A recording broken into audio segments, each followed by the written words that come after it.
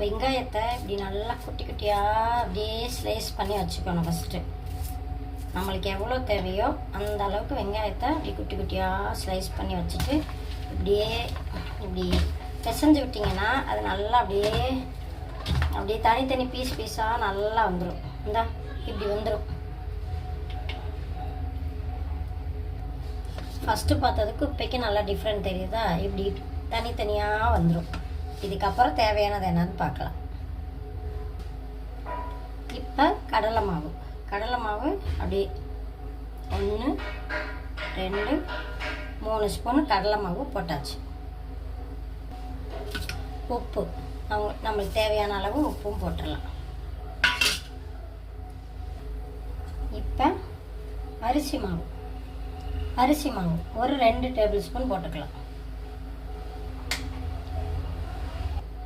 இப்போ மிளகாய்த்தூள் 1 ஸ்பூன் போட்டுக்கலாம். பெருங்காயத்தூள். இப்போ இதெல்லாம் அப்படியே பெசரிக்கலாம். இப்போயே தண்ணி ஊற்றக்கூடாது. நல்லா அந்த வெங்காயத்தில் உள்ள தண்ணியே கொஞ்சம் இருக்கும். அதுக்கப்புறம் நம்ம தண்ணி ஊற்றிக்கலாம். இப்போ லைட்டாக கொஞ்சமாக அப்படியே தண்ணி ஊற்றி அப்படியே தெளித்த மாதிரி பிசைஞ்சுக்கலாம்.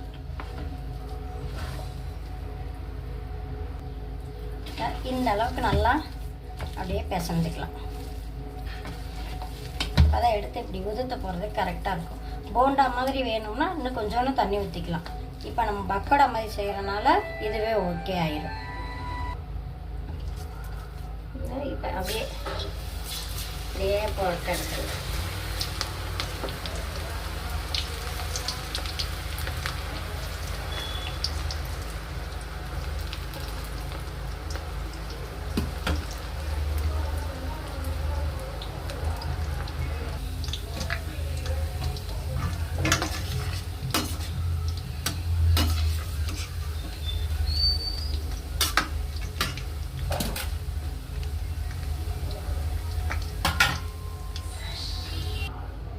வெங்காய பக்கோடா ரெடி. சாப்பிடலாம் வாங்க.